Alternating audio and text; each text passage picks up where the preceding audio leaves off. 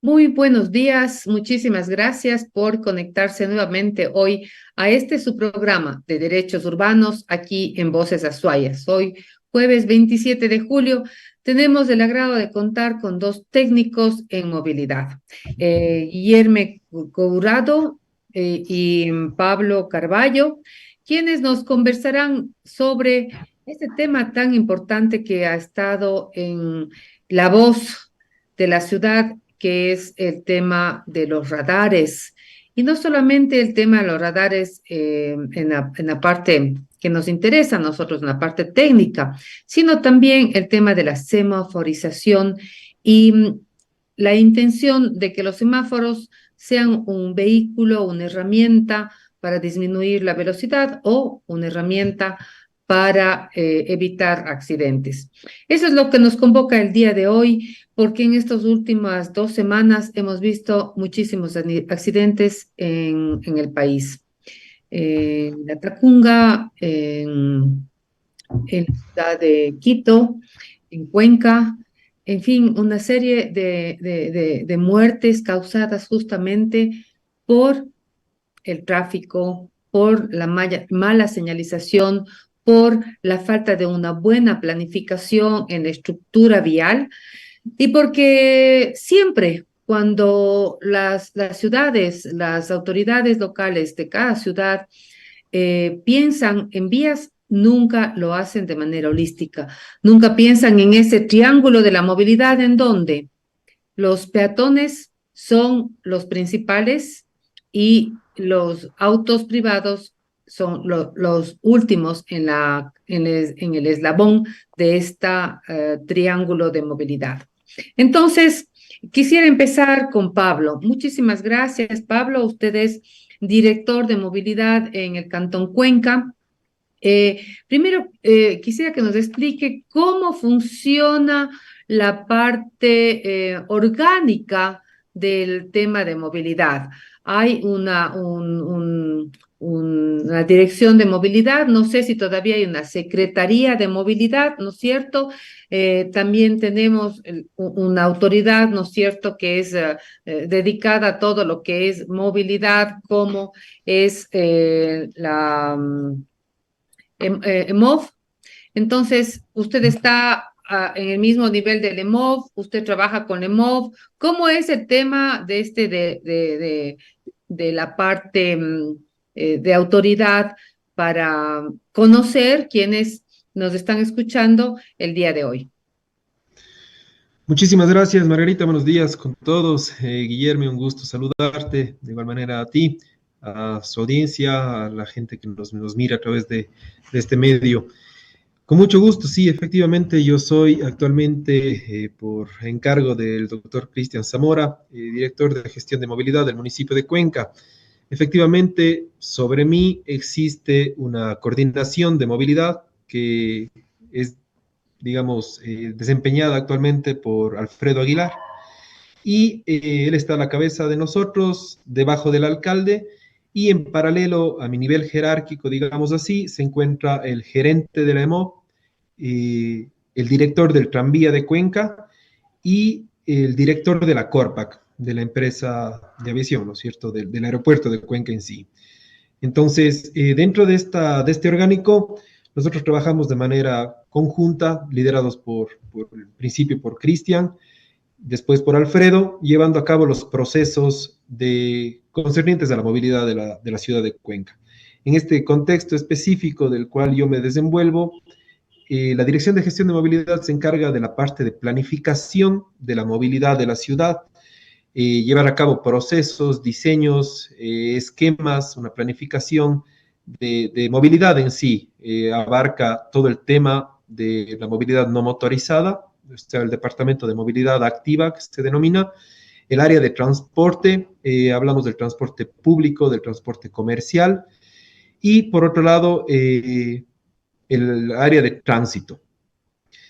Nosotros, como ente planificador, llevamos a cabo estos procesos del diseño de ciclovías, de intersecciones para las mismas, el tema de una movilidad inclusiva para todos los modos de transporte y para todas las personas.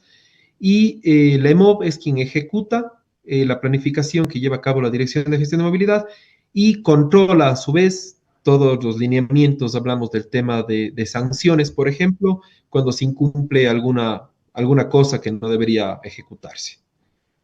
Perfecto, muchísimas gracias. Tenemos claro entonces, Pablo, de cómo funciona el esquema de movilidad dentro del municipio de Cuenca. Una Ujú. vez conocido esto, entonces quisiéramos pasar a varios temas. Empecemos por cómo están pensando integrar, por ejemplo, la movilidad no motorizada dentro de la movilidad general en la ciudad. Es decir, la utilización de una misma tarjeta para el alquiler de la bici pública, para el bus y el tranvía. Empecemos Ujú. por ahí. Con mucho gusto. Efectivamente, dentro del proceso en el cual nos encontramos este preciso momento, es el tema de la integración tecnológica del sistema de validación de pasajes, por ejemplo, para el transporte público colectivo, en este caso el servicio de los buses, el transporte público masivo, que es el tranvía, y efectivamente la bici pública.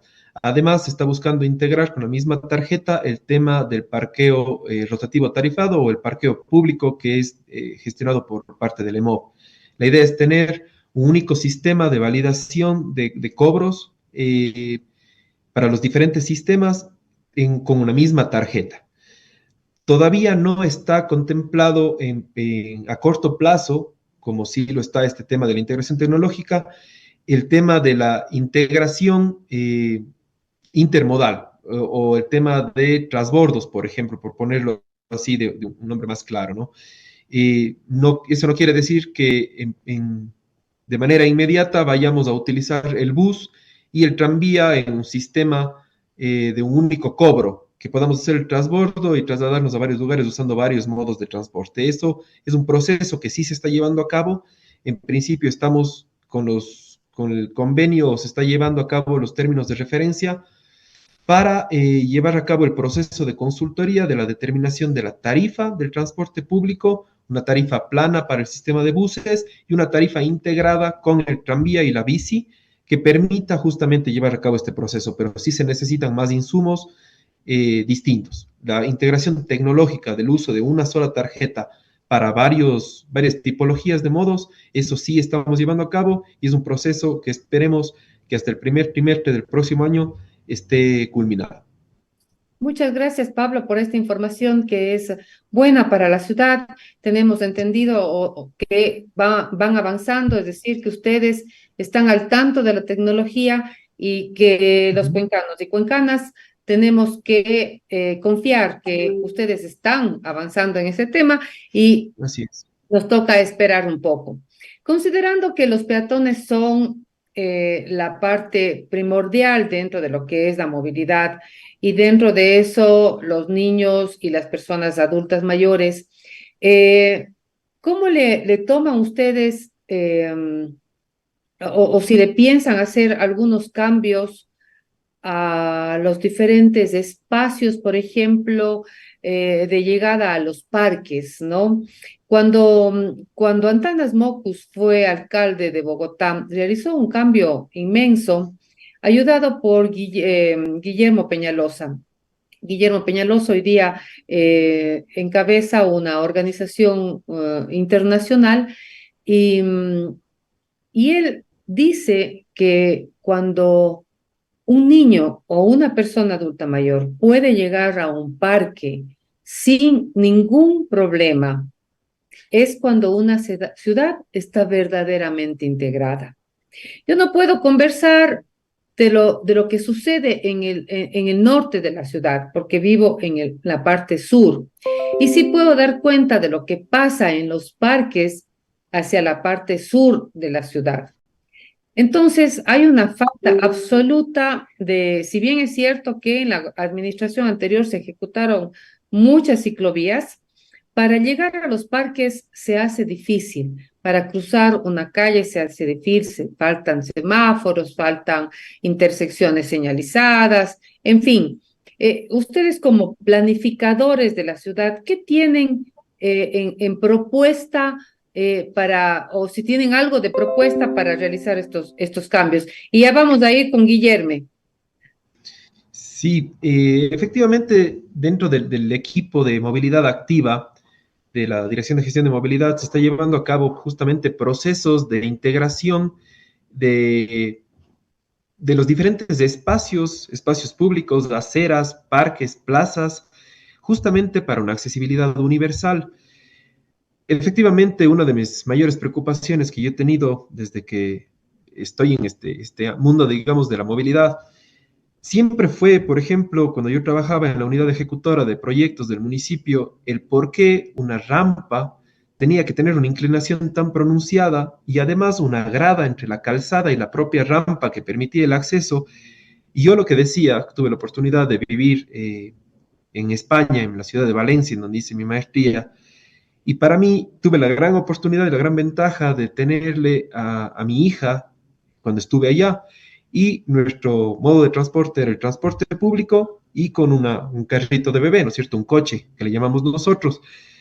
Y la ventaja y la gran enorme inspiración que tuve fue la capacidad de trasladarme de un punto desde la puerta de mi casa hasta el Parque Central de Valencia con mi hija dormida en el coche sin que ella se despierte. Me pasaba por todas las veredas, me subía al bus, bajaba al metro, me subía al tranvía, todo con una accesibilidad universal.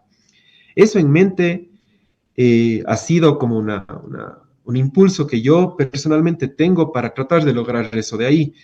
Lastimosamente, cuando terminé mi maestría, mis papás vivían por Puestas del Sol y yo quise mantener el espíritu este de una movilidad inclusiva. Cogí el coche de mi hija y traté de trasladarme al parque de Puestas del Sol, desde el Ordóñez Lazo hasta el parque. Increíblemente, fue la última vez que usé el coche. Creo que 2 días después vendí porque me di cuenta que era inútil. Postes en la mitad de las veredas, rampas con baches gigantes, el hecho de que los accesos vehiculares a los garajes sean prioritarios antes que la vereda por donde transitan los peatones. Es decir, Pablo, Luego, tenemos una esperanza de que estas cosas se cambien, ¿no? De que sí, se sí, sí, cambien, sí, o porque sea, realmente cuando uno puede vivir justamente esas experiencias, porque yo decía, yo estoy luchando esto porque algún rato seré abuela, ya soy abuela, llevo 8 años y no puedo andar con mi nieta tranquilamente claro. en la ciudad. Fíjese usted que hace poco inauguraron un puente en la 1 de Mayo Ujú. y me paré a pelear. Desafortunadamente, amigos y amigas, tengo que decirlo en primera persona, con el director, con la persona que hacía la obra, porque Ujú. no estaban dejando un espacio en la rampa del centro para que pasemos los peatones. Peor eh, en- ¿cómo se llama? En el parter, entre calle y Ujú. calle. ¿Cómo va a venir una persona con un coche de bebé, una persona en silla de ruedas, pasar de un lado al otro? Pero como usted dice, dejaron 4 centímetros de De vereda, grado. de grada, en fin. Vamos pasando a lo que vinimos. Tenemos de esperanza entonces, tenemos de esperanza. Sí, sí, sí, sí, Eh, estamos trabajando. Guillermo, habíamos conversado que el tema de los radares es, en este momento, Cuenca está sufriendo un desequilibrio, digamos, por un contrato que aparentemente está mal hecho, ¿no es cierto? Tiene visos de corrupción, o por lo menos, si no de corrupción, de estar mal realizado. Ese contrato ha impedido que los radares funcionen. Sin embargo, es necesario conocer si es que estos radares estuvieron bien ubicados de acuerdo a las necesidades de la ciudad o si en algún momento se retoma el tema de los radares, es necesario reubicarlos. Por otro lado, ustedes saben que a nivel mundial los radares son efectivamente una herramienta que ayuda a reducir los riesgos de accidentes y los riesgos de atropellamiento. ¿Qué me dices tú al respecto? Hola Margarita, ¿cómo está? Muy buenos días. Buenos días a todos que nos escuchan de Voces Azuayas. De igual manera, un saludo a Pablo Carballo, director de la DGM. Un gusto estar con ustedes hoy. Eh, Creo que el tema de Pablo estaba más tranquilo y divertido. Prefiero hablar de la accesibilidad universal, que también es extremadamente bonito como tema. Eh, Pero en verdad yo creo que van todos por la misma línea, ¿no? El derecho a la ciudad, el derecho a la seguridad y en eso también cae el tema de los radares.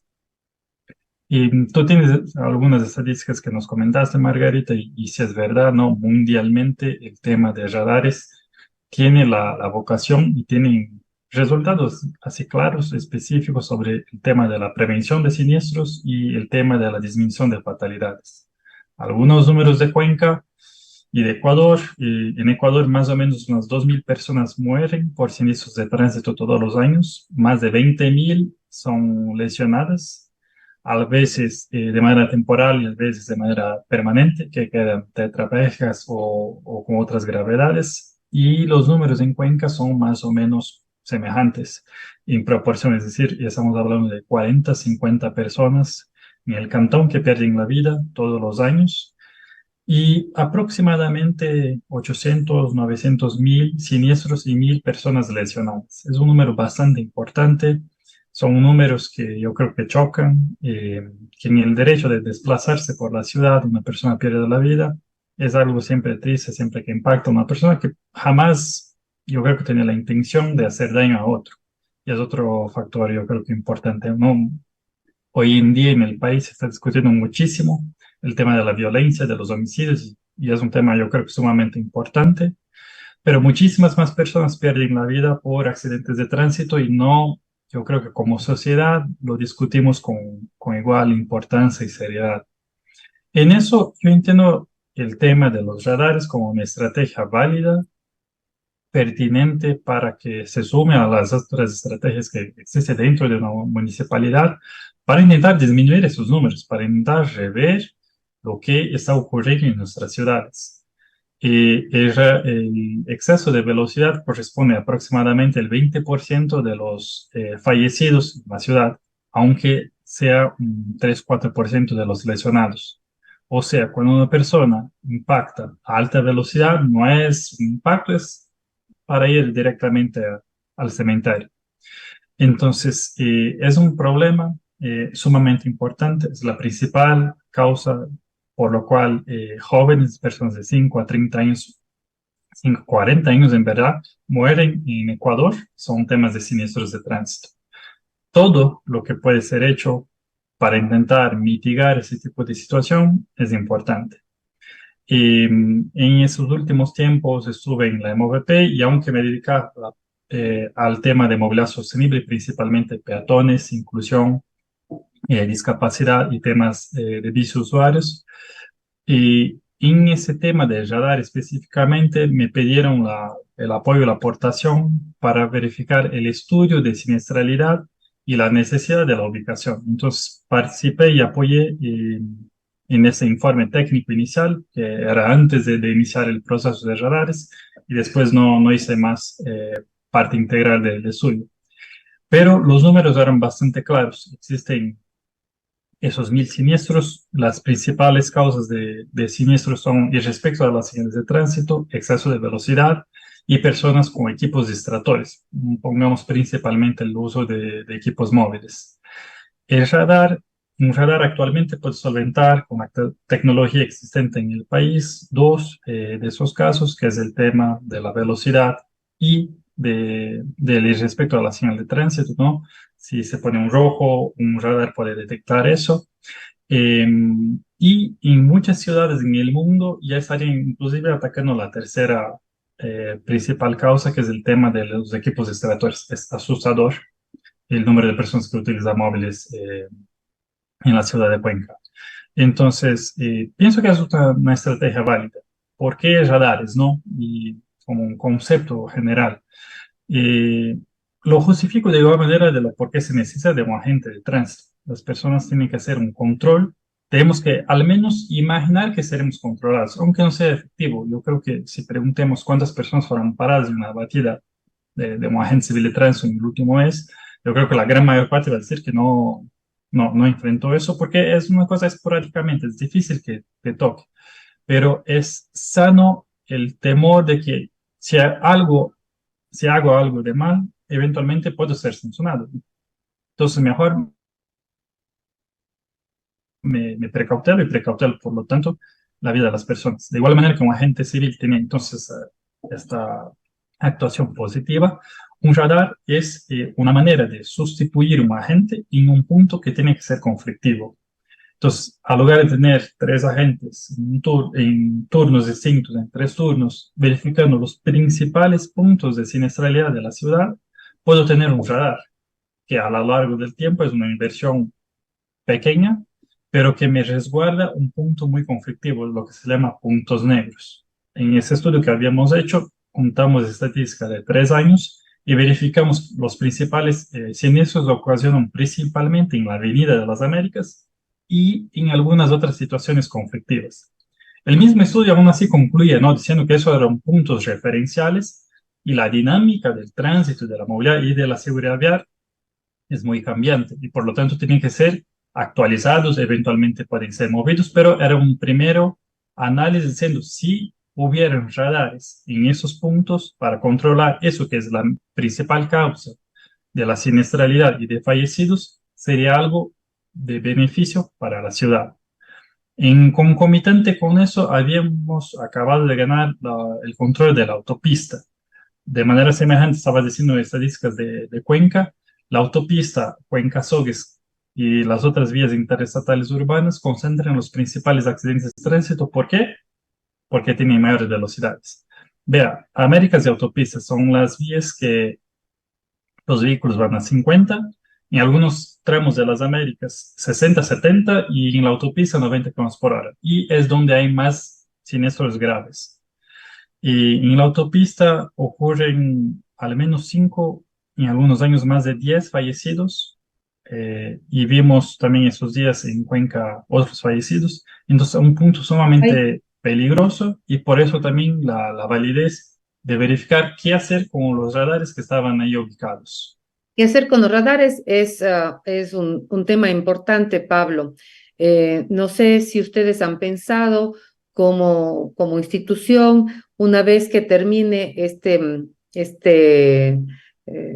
desenlace de lo que estamos viviendo con el tema de los radares y la contratación y la postura del señor alcalde, si ustedes piensan reactivar radares, no sé si los mismos u otros en estos puntos, rehaciendo, como dice, o actualizando, como bien lo comenta Guillerme, la parte técnica. Dentro del proceso que buscamos como administración es justamente el tema de generar una conciencia eh, para justamente reducir estos índices de siniestralidad que muy oportunamente menciona Guillerme. Efectivamente, la principal causa de incidentes o de muertes o de accidentes graves que ocurren es del exceso de velocidad. Y efectivamente tenemos que generar una conciencia en cada uno de nosotros de que, o sea, no se puede circular sobre el límite de velocidad que de por sí a 90 kilómetros por hora es casi seguro que un impacto de esa velocidad nos envía directamente al cementerio. Por eso la definición de velocidades se encuentra en función de una jerarquía del viario, vías arteriales, vías expresas.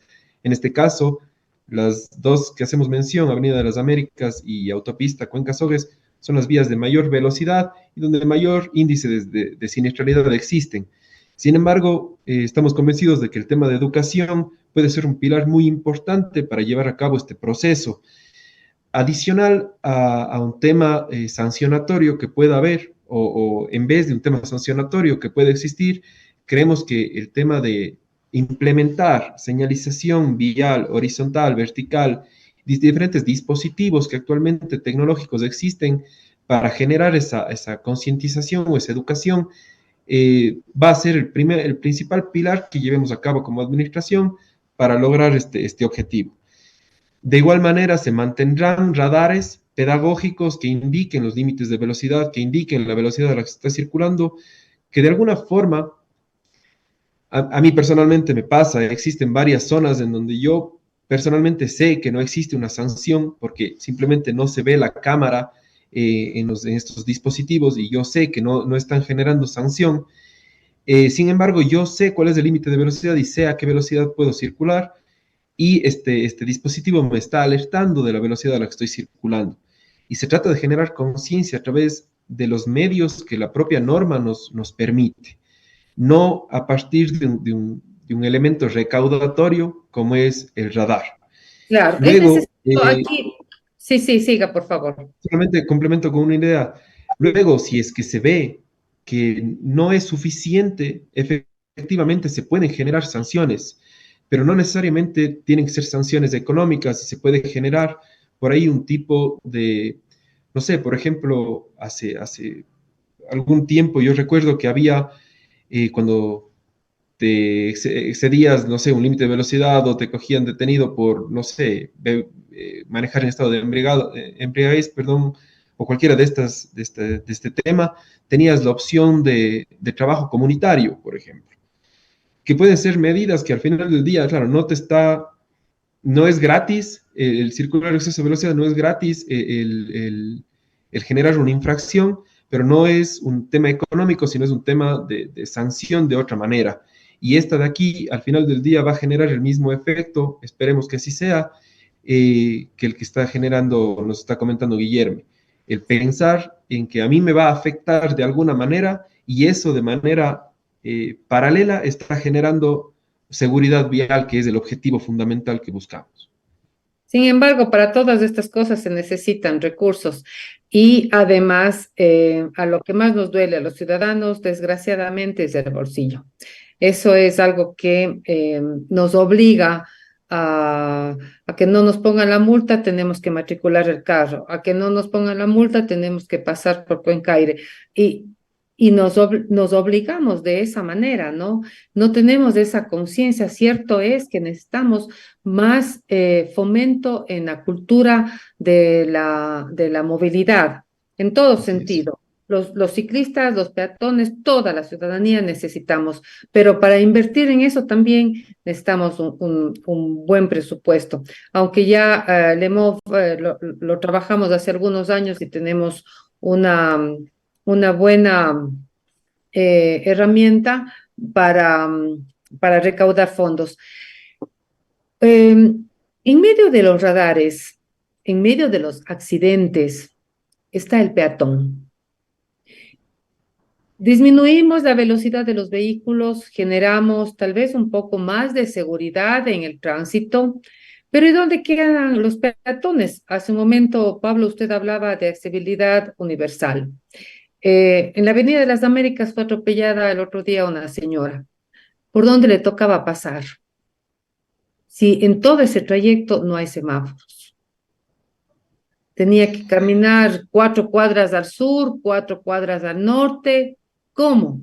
¿Cuál es la idea de la accesibilidad universal en momentos en los que colocamos los radares en las avenidas de mayor tráfico, de mayor velocidad, pero en dónde se quedan los peatones?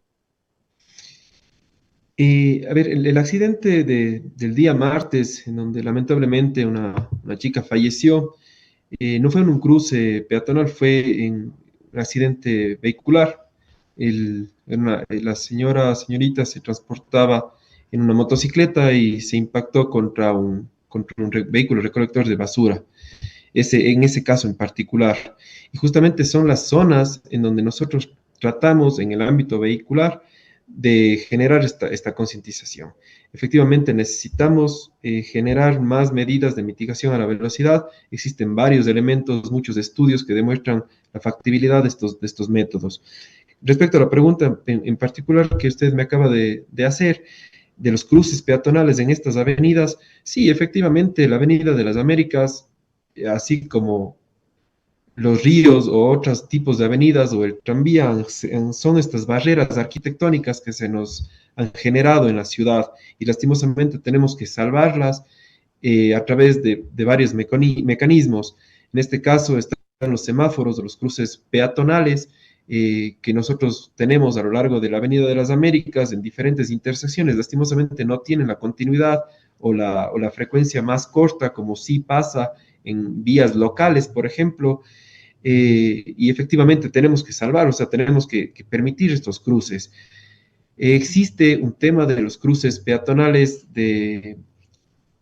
digamos, en los que el peatón tiene absoluto derecho de cruce, que son los pasos cebra, según la norma, pero lastimosamente estamos justamente enmascarados o enmarcados en una ciudad, en una cultura que no hemos generado esta priorización o este aprendizaje de lo que significa cada uno de estos métodos. Y el tema de educación debería haber nacido, me hubiera encantado aprender el tema de seguridad vial o el tema de señalización desde muy temprana edad. Yo a mis hijos les enseño cada día algo nuevo para justamente generar esa cultura, porque ellos son los que van a terminar manejando un vehículo próximamente. Y también quiero enseñarles, también me toca enseñarles qué es lo que tienen que hacer al cruzar una calle. Así existe un paso cebra en el que yo técnicamente sé que ellos tienen, pero sí derecho absoluto de paso, que un vehículo tiene que detenerse de manera obligatoria, pero no pasa en Claro, nuestro medio. Es claro, decir, hablamos, sí, Pablo, hablamos efectivamente de la necesidad de la educación. absoluto. En todos los sentidos, ¿no? Somos una ciudad, un país donde la educación está echada de menos y necesitamos más educación en todo sentido. También una educación que nos concientice que no somos únicos en la ciudad, ¿no? Hace Absolutamente. unos días le preguntaba a mi hermano, ¿y cuál de los dos caminos es el más rápido? Y me dijo, el camino más rápido es el camino en el que sales más pronto. Entonces, ese debería ser el camino de todos, porque el camino más pronto es cuando uno sale con anticipación y puede llegar al lugar del destino sin apuro. Sin problemas, Entonces, sí. cuando uno sale sin apuro, puede parar en los pasos cebras, puede parar en los semáforos sin problema. Entonces, sí, Ujú. nos falta educación porque en algún momento todos estamos apurados. Y cuando uno está apurado, ahí es donde suceden justamente estos problemas. Guillermo, ¿cuál sería la posición de un peatón, por ejemplo, o tú que también eres conocedor de la parte de la tecnología? ¿Qué hacer en estos espacios donde todos queremos ir rápido? En las Américas y en la circunvalación. Marianeta, rescato al tema que Pablo comentó, que creo que es fundamental, la educación y lo importante que es generar conciencia, generar a todas las escalas. El peatón, veo a veces, y hasta me da rabia cuando estoy en la bicicleta principalmente, pero a veces también en el vehículo, y veo peatones así, parados, pasivos, esperando que acaben de pasar los carros sin intentar cruzar la calle. Es decir, es su derecho, es su deber justamente dar el paso, por supuesto, seguro, pero hacerse notar y comunicar expresivamente que está cruzando la calle y verificar si el vehículo reacciona con contacto visual. Eso, siendo una bicicleta, el peatón, el ciclista, el biciusuario, debe respetar muchísimo más el peatón. El motorista, por supuesto, sea del transporte público, de un transporte individual, comercial, no importa. Entonces, la educación yo creo que es un paso importante. Pero como Pablo comentó, qué bueno si tuviéramos eso como niños, qué bueno si las campañas nos generan un poco de conciencia y vamos cambiando nuestros hábitos, pero en general estamos hablando de hábitos generacionales o como mínimo de muchos años. Mientras tanto, van personas perdiendo la vida y por eso entiendo que Pablo también daba indicaciones de otras estrategias donde debemos empezar a cambiar el medio físico para que sea condiciente con esas políticas que estamos hablando, ¿no? De seguridad vial.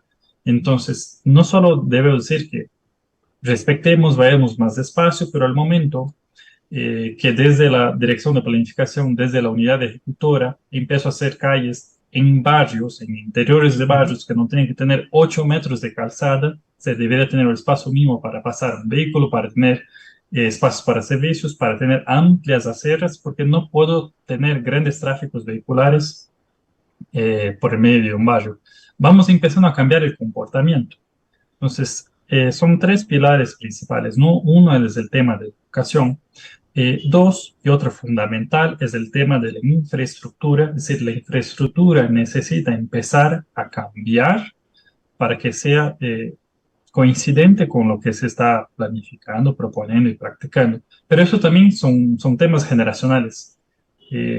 Valencia, que Pablo comentaba, Barcelona, tantas otras ciudades tienen ese tema de la accesibilidad universal y un montón de cosas porque durante décadas empezaron a trabajar en guías, manuales de calles, de aceras, de todo, para que eso sea con esa visión de seguridad y de accesibilidad universal. La mejor fecha para plantar un árbol es hace 20 años, la segunda mejor fecha es el día de hoy, de nuevo. Si durante muchos años no hemos hecho eso, lo importante es que empecemos a hacerlo ahora y que eso empiece a generar algo que vamos a cosechar. Y no importa que sean nuestros hijos, pero lo importante es tener claro que eso es necesario y empezar a tomar esas medidas. Así Pero, es. y el otro pilar, como también discutimos, ¿no? El tema del control. Esos tres elementos son fundamentales para el cambio de comportamiento y que nos va a permitir tener una ciudad bastante más segura y accesible. Pongo también una anécdota de afuera. París, que es una ciudad tremendamente grande, de dimensiones así metropolitanas, ha tomado una decisión bastante vanguardista y ha decidido que casi toda la zona urbana de París es una zona 30, es decir, que lo máximo que puedes transitar es de 30 kilómetros por hora. Debemos empezar a pensar esos modelos también en nuestra normativa. La ley de Ecuador prevé 50 kilómetros por hora como vías urbanas, pero deberíamos cada vez más empezar a ir empujando donde sea posible, principalmente dentro de barrios, y ir pensando en vías hasta principales y en cómo ir disminuyendo la velocidad, de nuevo, para que cualquier accidente que se puede ocurrir, y siempre ocurre un accidente, si una persona se distrae por cualquier cosa, o se cae un árbol, o ocurre cualquier cosa incontrolable y pasando por cualquier voluntad, un choque a 50 kilómetros por hora de un carro a un peatón hace que la probabilidad de que la persona muera exceda el 90%, mientras que si estoy a 30 kilómetros por hora, eso es inferior al 10%. Y hace Entonces, cuanto algunos más años vamos ya se cambiando, hizo, sí, hace algunos años ya se hizo con un técnico español esto de las zonas 30, ¿no? Ahora lo importante de esto, y antes de pasar al tema de los semáforos, sería saber, Pablo, si es que la administración del doctor Zamora está dispuesta a correrse ese riesgo, digamos, de hacer cambios. Nosotros siempre hemos pensado que cuando se hacen los cambios al inicio, los cambios fuertes al inicio de una administración, los resultados lo van a cosechar al final de la administración, lo cual es favorable, entre comillas, políticamente para quien está llevando las riendas de la ciudad. ¿Está el señor alcalde dispuesto a jugárselas por la movilidad universal? Sí, efectivamente, esas han sido las directrices claras por parte del señor alcalde, es justamente llevar a cabo un tema de una ciudad para los ciudadanos, sabiendo que los ciudadanos nos movemos a pie por naturaleza, en bicicleta, en bus, en transporte público, en transporte masivo, ¿no es cierto? Y en vehículos, efectivamente, en vehículos particulares. Las directrices principalmente han sido gestionar el espacio público para la gente, y eso quiere decir justamente en congruencia con lo que ya mencionó Guillermo, es que la sección entre fachada y fachada de una vía, de una casa a la del frente, se equipare el espacio público para la gente. Eso quiere decir generar mayor incentivo al uso del transporte público, porque es en donde se mueve la mayor cantidad de masa. La sección de las aceras sean secciones lo suficientemente grandes como para generar una movilidad adecuada en función de la norma, no dejar que la calzada sea el espacio fijo y el remanente la vereda, como lastimosamente se hizo hace tiempos y se siguió haciendo durante algunos periodos. Este momento es esa prioridad, es gestionar un espacio para la gente, para los ciudadanos, equiparando el espacio público que por naturaleza le corresponde a él. Dentro de las medidas tecnológicas que hablábamos hace un momento y de las diferentes medidas que podemos llevar a cabo para lograr estos objetivos, que no necesariamente, como decía Guillermo, y rescato esas palabras, ya no se hizo hace 20 años, pero es importante comenzar a hacerlo y es importante comenzar a gestionar.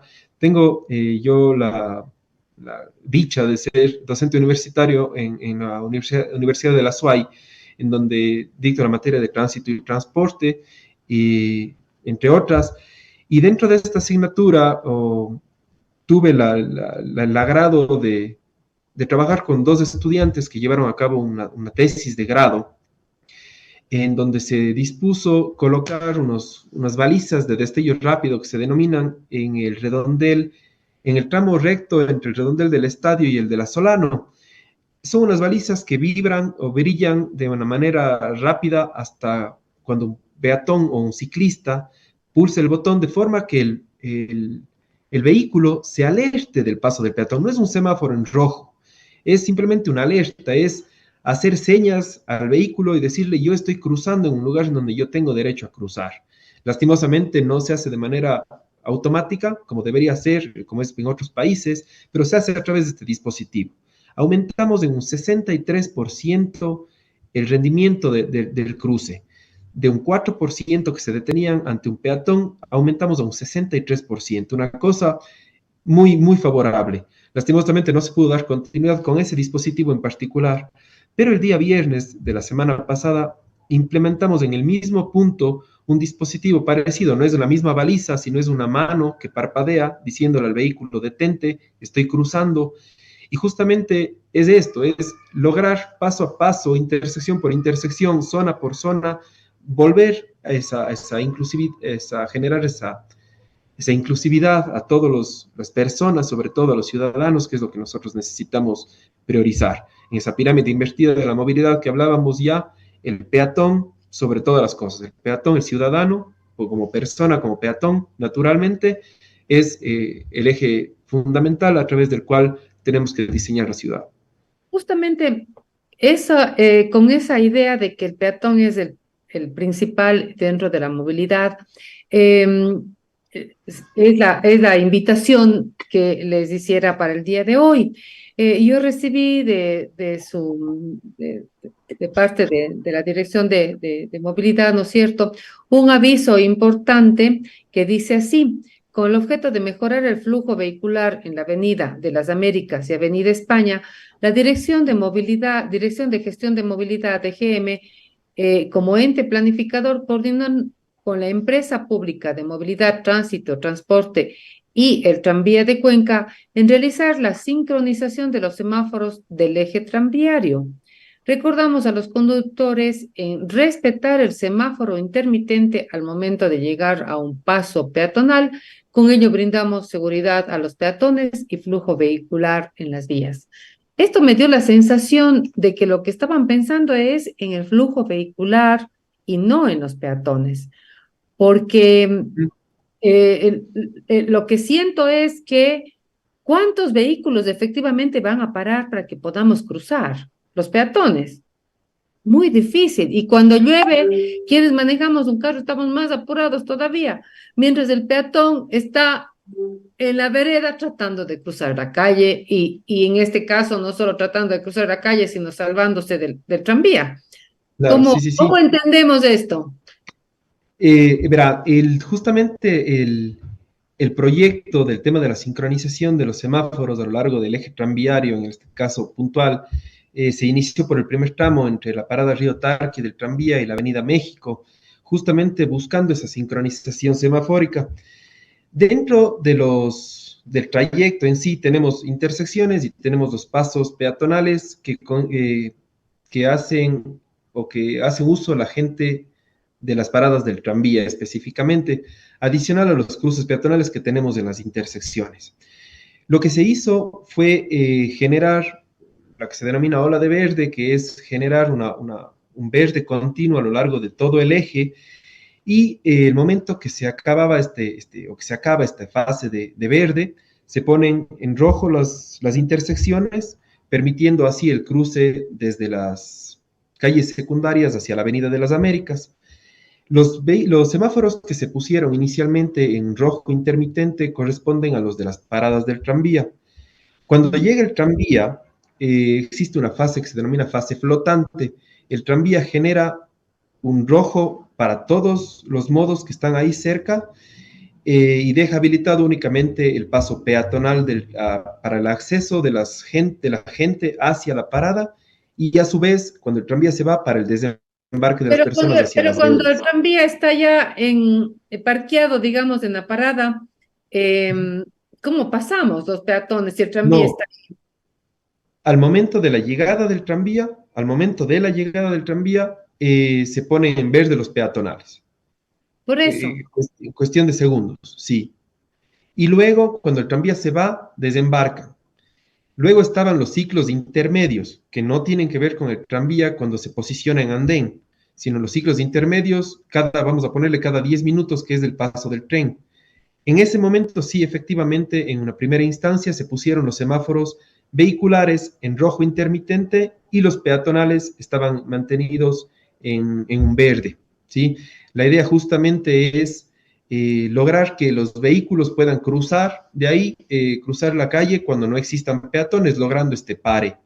Lastimosamente, como usted bien menciona y como hemos estado conversando a lo largo de esta charla, eh, lastimosamente la cultura del conductor no nos permite lograr aún este tipo de aciertos.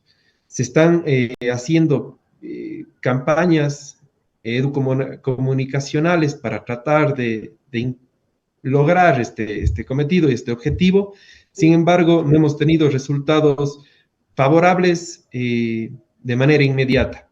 Es por eso que sí, efectivamente se ha logrado mantener estos flujos, digamos, a lo largo de la Avenida de las Américas con un verde continuo, pero el momento que se coloca el verde peatonal en estos cruces a los andenes o a las paradas del tren, se regresó a un rojo fijo para los vehículos, de tal forma que los vehículos se mantengan o se detengan de manera obligatoria, porque no se estaba generando el efecto del cede el paso, que es el que se buscaba. Se ha puesto nuevamente el rojo, logrando la seguridad absoluta del peatón, mientras dura esta fase de rojo. Y luego nuevamente se coloca la fase verde a lo largo de toda la ruta. ¿Qué es lo que pasa en materia de tránsito específicamente dentro de estos tres ámbitos? Es que no se está logrando la capacidad completa de la avenida y estamos generando demoras o colas remanentes que no priman efectivamente sobre la vida o la seguridad de los peatones, y es por eso que se ha revertido este proyecto que se buscó inicialmente generar a la posición inicial, que es mantener el rojo vehicular y el verde peatonal. Guillermo, ¿cuál era tu concepto sobre esto? Bueno, yo creo que todo estudio, todo análisis, todo piloto que se haga, yo creo que es válido, teniendo en cuenta toda la discusión que tuvimos antes, ¿no? Del peatón Ujú. primero y de todo lo que viene después. Pablo dijo muy bien, ¿no? Habrán demoras, habrán una serie de consecuencias, pero nada prima sobre la vida de las personas. Cuento una muy triste anécdota aquí en la ciudad de Cuenca en las últimas semanas cuando estaba de director de movilidad. Estábamos discutiendo el posicionamiento de un semáforo en, en Redondel, cerca del Arenal, donde pasa el tranvía, porque había un flujo muy, muy grande de personas. Y el tema estaba polémico al punto que fue elevado a comisión de movilidad y hubieron concejales que se opusieron al colocamiento, al posicionamiento del semáforo, diciendo, pongamos simplemente un paso peatonal, reforcemos eso porque habíamos puesto, porque si no las personas tenían que quiere por abajo por el paso deprimido, ¿no? Peatonal. Y la idea es que pongamos por el tema de accesibilidad universal para que la gente no tenga que cruzar rieles o arriesgarse, garanticemos ese derecho, ¿no? De accesibilidad, inclusive el paso deprimido durante horas de la noche ya se cerraba, entonces la gente era obligada a saltar el paso. Y algunos concejales fueron contra eso y criticaron bastante la medida. Salí de la dirección, no era más mi responsabilidad, ¿no? Pero por lo que supe, efectivamente no se cumplió y no se puso el semáforo. Y 2 meses después hubo una persona que perdió la vida intentando cruzar. El carro que vio la persona cruzar paró, y la moto, perdón, que vio la persona cruzar paró, y el carro detrás no vio eso y atropelló la moto y la persona perdió la vida. Es sumamente delicado ese tipo de cosas, ¿no? Porque involucran vidas y es un tema siempre delicado. Pienso que en la luz de los temas, y entendiendo la cultura que va cambiando y tiene que ser discutida, es un proceso gradual y que tal vez tarde a ser concluido. Y por lo tanto, en verdad, hasta felicito, Pablo, de si han visto que no funciona inmediatamente por la sensibilidad del tema de seguridad, si revertieron, qué bueno, hasta que eso sea ampliamente difundido y verifiquen si es de verdad viable como estrategia, como para tal vez un cruce, un paso, una campaña muy fuerte para el paso y después ir diseminando eso. Siempre y cuando se logre de verdad ese respecto, porque si a veces en los semáforos de las Américas yo tenía que cruzar todos los días la avenida, vi a gente saltando el rojo, porque justamente no veía un peatón. El rojo intermitente, que por la ley de tránsito dice que es un pare obligatorio, es decir, uno tendría que ir en carro, parar en el semáforo rojo intermitente y después seguir. Y mi sentimiento es que tal vez no logre solventar el tema del flujo vehicular, porque si todos los carros paran hasta cuando no hay peatones, va a crear un cuello de botella natural, ¿no? Y cuando existe el peatón, desafortunadamente hay aún mucho al respecto. Me parece genial, ya había escuchado, había llegado a mí esa tesis que el Pablo comentó y me parece sumamente positiva, ¿no? Pero hasta que podamos crear más mecanismos y más cultura, de nuevo, estamos tal vez poniendo en riesgo la vida de las personas y por eso este tipo de medidas yo creo que tienen que ser estudiado con lupa, con mucha calma, con un piloto así en una sola intersección para verificar el resultado, mientras que están agentes del EMOV, mientras que hay campañas, mientras que hay un montón de otras cosas que puedan apoyar. Me ocurre tal vez alternativamente poner un pulsante, es decir, es verdad que en algunos tramos muy específicos de la Avenida de las Américas hay un flujo peatonal bajo, que aún así es de lo prioritario, tiene que ser respetado, pero tal vez con un semáforo pulsante donde doy total la prioridad, es un rojo duro, que es mucho más respetado en general que este rojo intermitente, que es hasta poco difundido, ¿no? Yo creo que poco conocido. Y tal vez podrías solventar mejor los dos mundos, ¿no?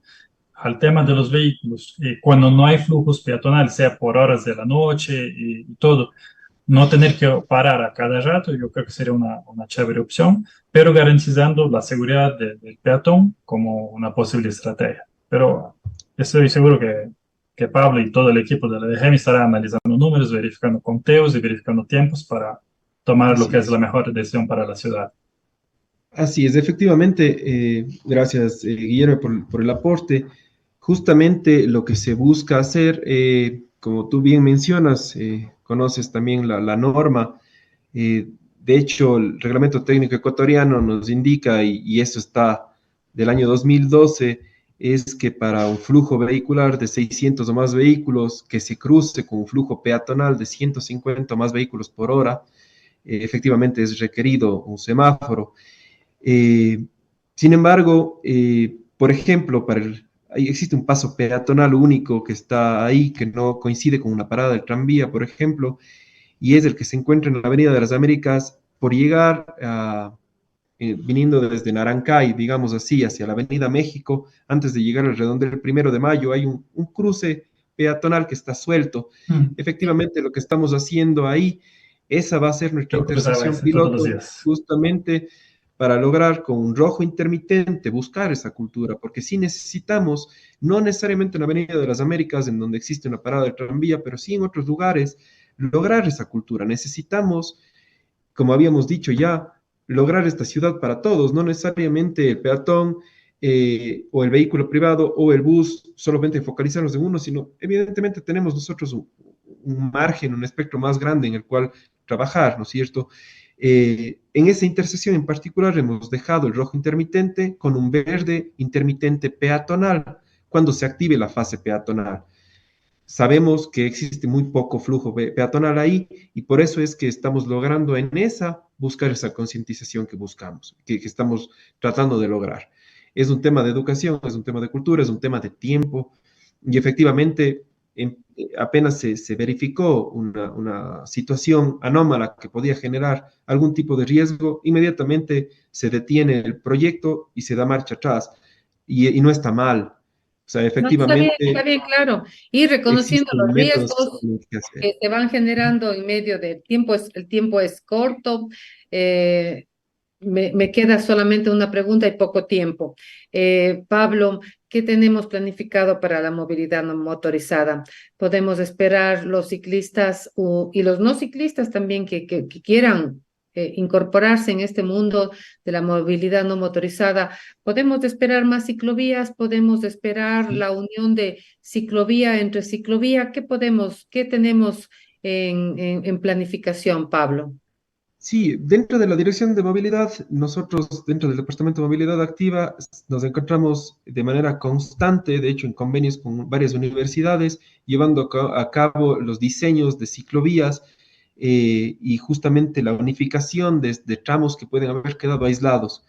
Además, como municipio nos encontramos a puertas de firmar un crédito con la KfW, en el cual estamos llevando a cabo un proyecto que se denomina Centro Histórico Bajo en Emisiones. Este tiene cuatro proyectos, digamos, que engloba este tema. El primero es la generación de 20 kilómetros adicionales de ciclovías, el diseño en varios ramales que son de carácter fundamental para llevar a cabo esta conectividad con los centros atractores y generadores más importantes de viajes en la ciudad, universidades, hospitales, escuelas.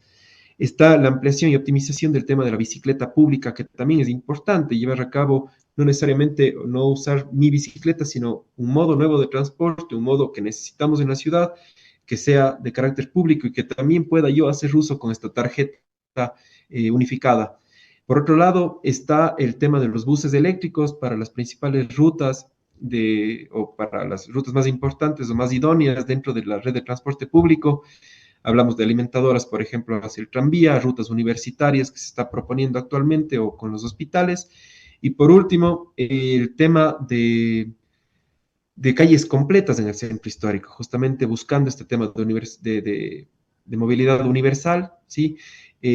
Rutas ciclistas, peatonales, rutas óptimas para los diferentes modos de transporte, siempre priorizando, como decíamos, a este tema de calles completas para que todos los modos tengan esa seguridad y esa inclusividad en el entorno. En este momento, por lo macro que es el proyecto, nos concentraremos en el centro histórico, en todo su casco definido, pero la idea es justamente buscar estos lineamientos y tratar luego, a partir de las experiencias que se logren, extrapolar al resto de entornos de la ciudad. Ojalá se acuerden de hacer más larga la ciclovía de las Américas y llegar a esa escuela del Millennium que está por ahí. Muchísimas gracias, Pablo. Hemos estado con Pablo Carballo, director de la GM. Hemos estado acompañados por Guillermo Curado, quien es un técnico en movilidad. Y a ustedes muchísimas gracias, amigas y amigos, por haberse conectado el día de hoy, por dejar sus mensajes, sus opiniones, que son muy importantes. Les recuerdo, votar sí por la vida, votar sí por el Yasuní. Y como siempre, les agradezco a Multiimpactos, a Estrategia 7, que siempre nos acompaña en el tema de la tecnología y la producción de este programa.